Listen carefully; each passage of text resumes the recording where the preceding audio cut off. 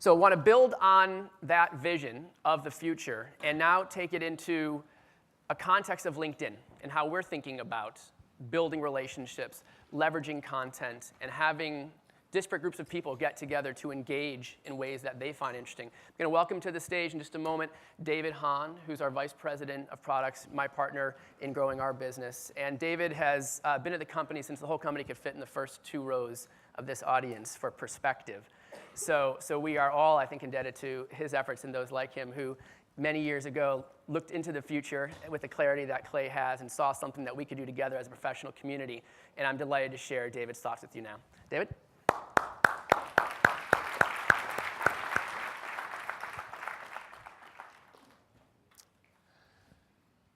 Earlier this week, I was fortunate enough to be invited to learn from a select group of business professionals.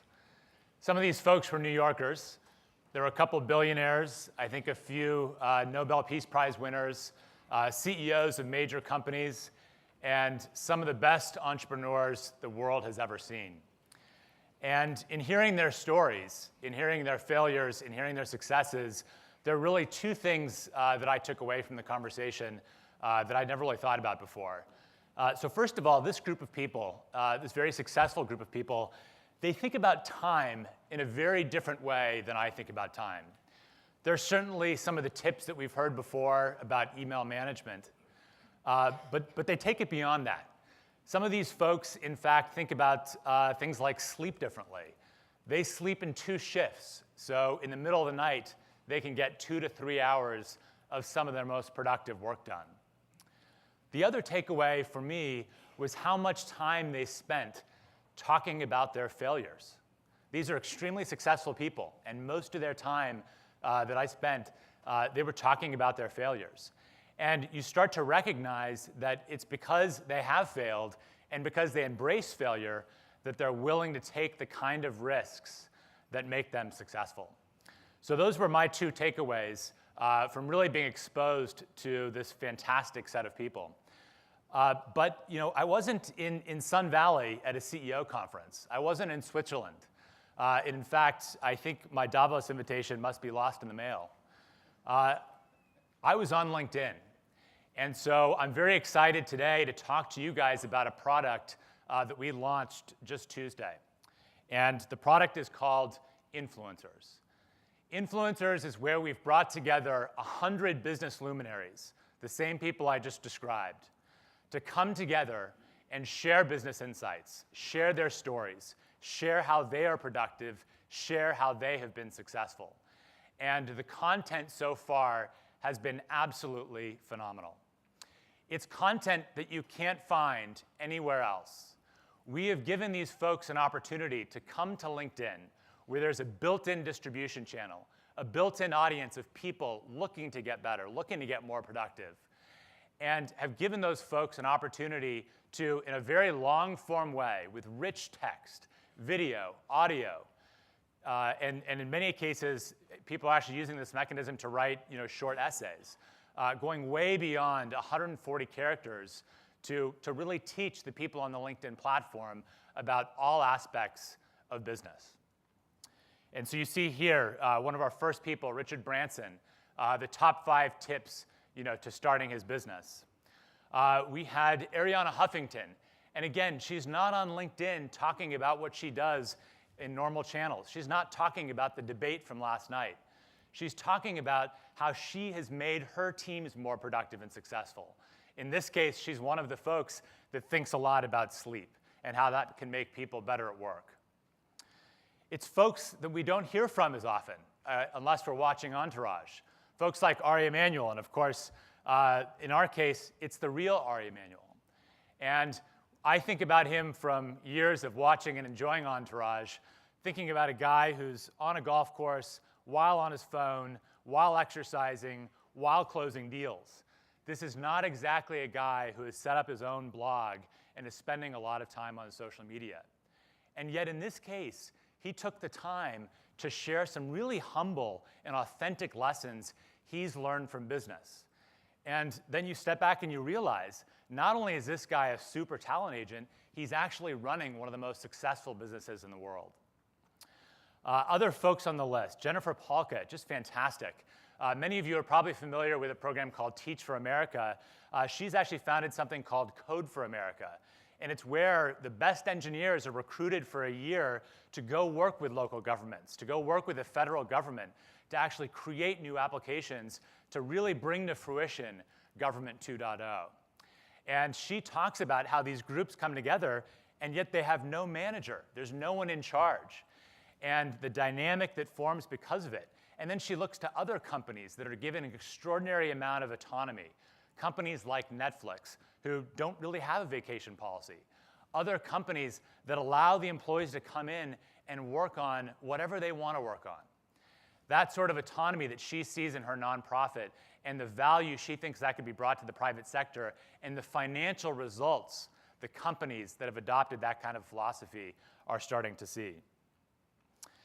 And finally, and again, there's hundreds of great examples. I'd really encourage you guys to spend some time with the content, not only this last week at launch, but really every morning on LinkedIn. And Eric Ries, I know Eric Ries from Silicon Valley talking a lot about startups. But what was great about this post, what was so different about this post, is he talks about, we've all heard the term, and many in Silicon Valley sort of scoff at the term, a startup within a startup. We sort of laugh that big companies are pretending that they're being innovative. And then he pulls this great example, and I'll show you this video clip now of a company the size of Nordstrom that's been around forever actually being extremely innovative.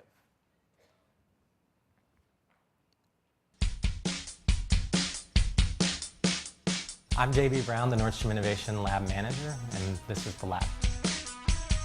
We work on 1-week experiments. Somebody will have an idea and we'll find a way to figure out how to prove if the idea is going to work. And this week, the Innovation Lab is going to be building an iPad app with customer feedback as we go through the week. The software team shows up and builds an application in a surprise location. This is the Nordstrom Innovation Lab, and we're at the flagship store in downtown Seattle. Right now, the team is just setting up their equipment to get started.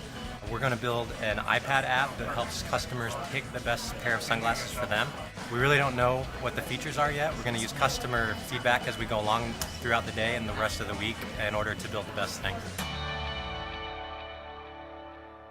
So that was just one example, but over the next series of weeks, he's going to be pulling multiple examples like this of just great things some actually big companies are doing to be extremely innovative. So we're pulling together these influencers, we're pulling together these luminaries because we have one mission. We want to make every professional in the world more productive and more successful. And as we think about the progress that we've made on our platform, you think back, Mike talked about, I've been at LinkedIn for some time now. We built a platform, and one of our early sort of killer apps was around hiring. It was helping people navigate their career, find career opportunities. And it was really a great killer app for us because it was so fantastic for our user base. And even today, when I come to conferences like this, it's such an emotional connection we have with folks. They come up and they thank us for the job that we were able to help sort of facilitate, the career opportunity we were able to bring to them. But it turns out LinkedIn has also been evolving over that period of time. And when you look at the data, it turns out we've discovered another, and in many ways, even more powerful killer app rather. When you look at our content properties, so the people sharing insights, the people sharing information with their peers, the people learning how to do business better, it turns out that when you look at usage on LinkedIn, there's 5 times as much of that kind of activity happening relative to our original killer app around hiring. And so I want to spend a couple minutes now sort of breaking this down so that you understand where that kind of activity is happening across our site. So it really breaks down into 4 categories. Our groups property, Slideshare, which was a company that we acquired earlier this year, News, which is a product that we refer to as LinkedIn Today, and then the Influencers product that we just announced. And of course, because it's brand new, it's not even in that 5x number that I just showed you. So I think that balance is going to continue to shift in the direction of people using LinkedIn every day for business insights. And so I want to start with groups. First of all, there's a lot of them. There's a lot of people participating in groups. And it's exactly for the reason that Clay just described. These are people in a diverse set of their professional communities. And if you can think of a cohort of professionals, a kind of professionals by function, by industry, by geography, I guarantee we have a thriving community. The diversity is just incredible. But what the activity that's really happening is you have these very high-quality conversations because just as Clay said, we have found this too. People are more likely to want to get advice about the job that they're in today, about how to solve the problems that they're working in today with other peers, often at other companies. They want to make sure they're in the peer group so they have the expertise. But they're far more likely to bring problems to peers that they don't feel like they have a managerial relationship. They want to take those insights back into their organization. They want to own those insights and be the great professional and the great employee for the company. But we see this engagement over and over again, and it really doesn't matter what kind of group it is. It certainly started with people in tech. It started with people in engineering. But per some of the examples we're showing, it ranges from everything to trucking, logistics, packaged goods, marketing. So the diversity is really incredible. And the quality is fantastic. You look at the seniority of some of these folks, the relevance of some of these conversations, and it's very clear why you see the frequency in this case when people are joining groups going up and to the right. Because day in and day out, these people are getting insights that help them do their jobs better. So now I want to move to Slideshare for a moment. Earlier this year, we essentially acquired the largest repository of professional content on the web. And so this number, I think, is actually closer to 10 million today. 10 million slides, which essentially in this day and age are how we represent, how we communicate professional content. And it's really a great union because they bring this fantastic set of insights and slides, and we are able to connect them with a network of 175 million professionals. And again, some of the content is fantastic. I look at some of the most shared stuff in my network, and it's real. This is education today. You don't learn to be a product manager. You don't learn to be an engineer. You don't learn to be a web designer necessarily in school. You learn by being exposed to decks like this, where I can better understand how HTML5 is going to affect me. I get some technical details, but more importantly, I understand how is this going to affect tablets? How is this going to affect publishing? And so just fantastic material to see shared as often as it is. And in some cases, this content is actually brought to us and published by companies. In this case, Rackspace.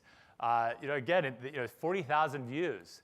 This is maybe not as many views as sort of a viral music video on YouTube. But the set of population that's actually interested in this content, I looked on LinkedIn for people with keywords relevant to this.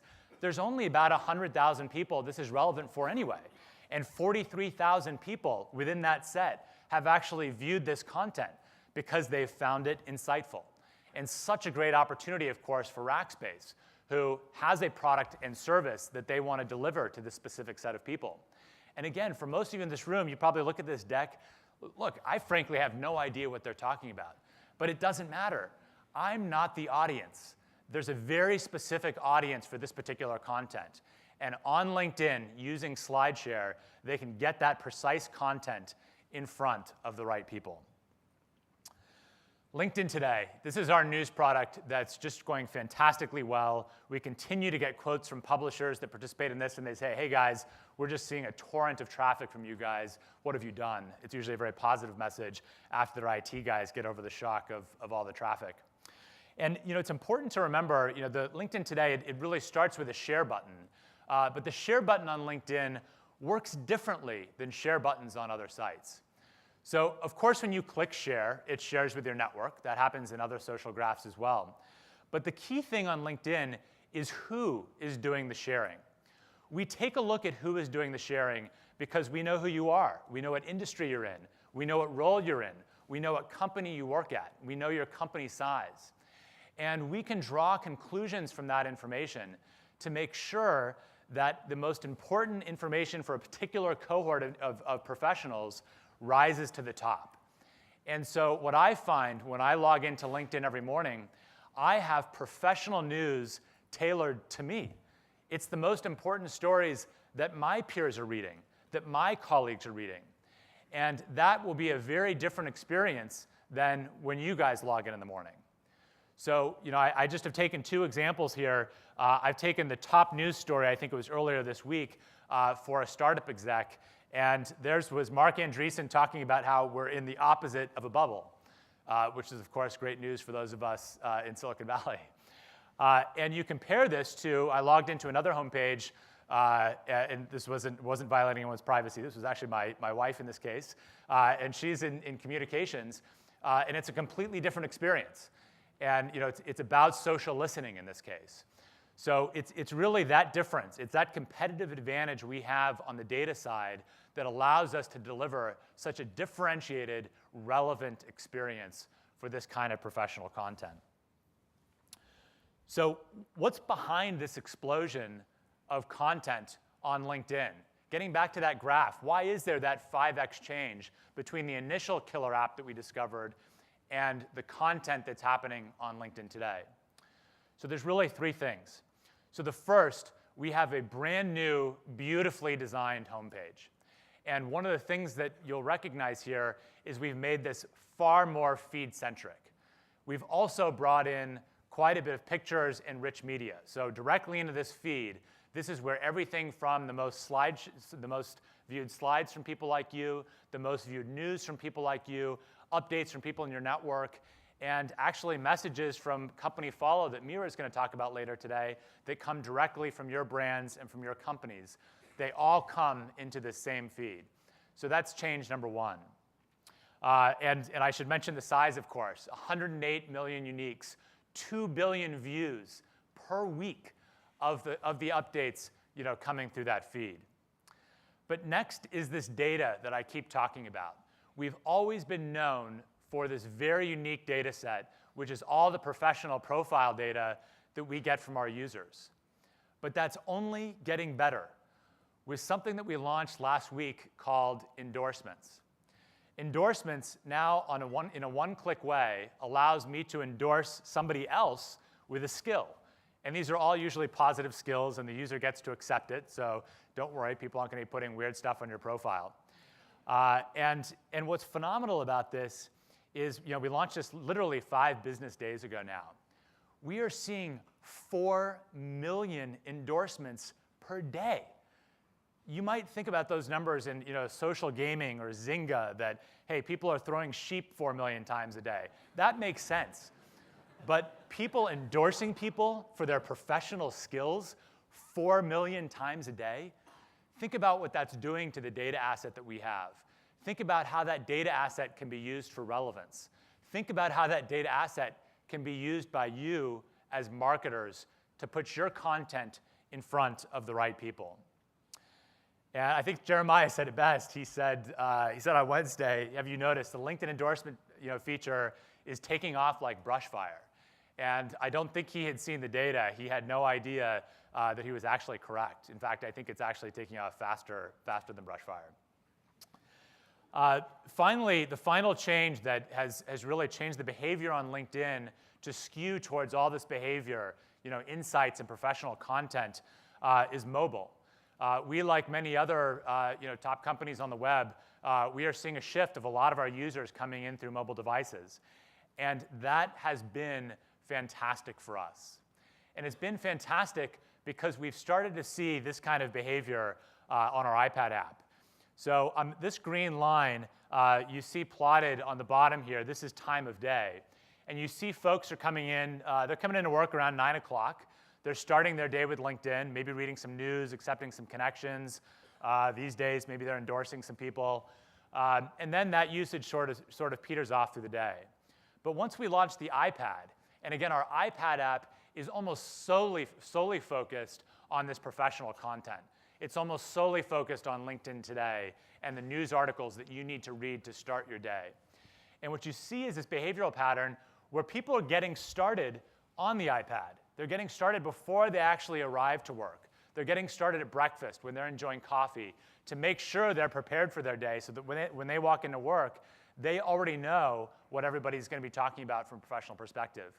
And then you see they're ending their day with LinkedIn too on the iPad. They're ending the day making sure that they're caught up with what was read throughout the day. So this mobile trend that, again, has been so positive for us at LinkedIn in terms of this content consumption behavior. So, of course, you guys are marketers. What does this mean for you? Well, when you design a site where the mission is to make people more productive and successful, what do you get? You get people that are more productive and successful. For a long time, whether you look at household income or buying power, LinkedIn is always off the charts. But one of the things that's not represented in this graph, but that we can see because we have the largest collection of career trajectory information that the world has ever seen, think about all the profiles we have, we can see that not only is the current professional generation on LinkedIn successful from stats like the ones you see here, but the folks that are a generation or two before that are coming up, they are following the same career paths. They're coming from the same great schools. They're coming into the same great industries. And so we know that the folks that are even a couple of years behind being in the prime of their career are being set up to be successful. And a lot of that, we think, is because of their use of LinkedIn. When we go out and we talk to users, and you guys are going to hear more information about this later today at one of the workshops, they don't describe their time on LinkedIn as being spent. They think about investing their time on LinkedIn because they know that every day that makes them a better professional. And the last thing that's important for all of you in the room, and Mira, who's going to be walking through our marketing solutions products in more detail later today, she's going to talk more about this feed, and she's going to talk about how you as marketers, how you as brands, by using company follow and other marketing vehicles on LinkedIn, are going to be able to get your message, your content, directly in front of the right people in the same vibrant feed that they're using every day to become better professionals. Thank you very much.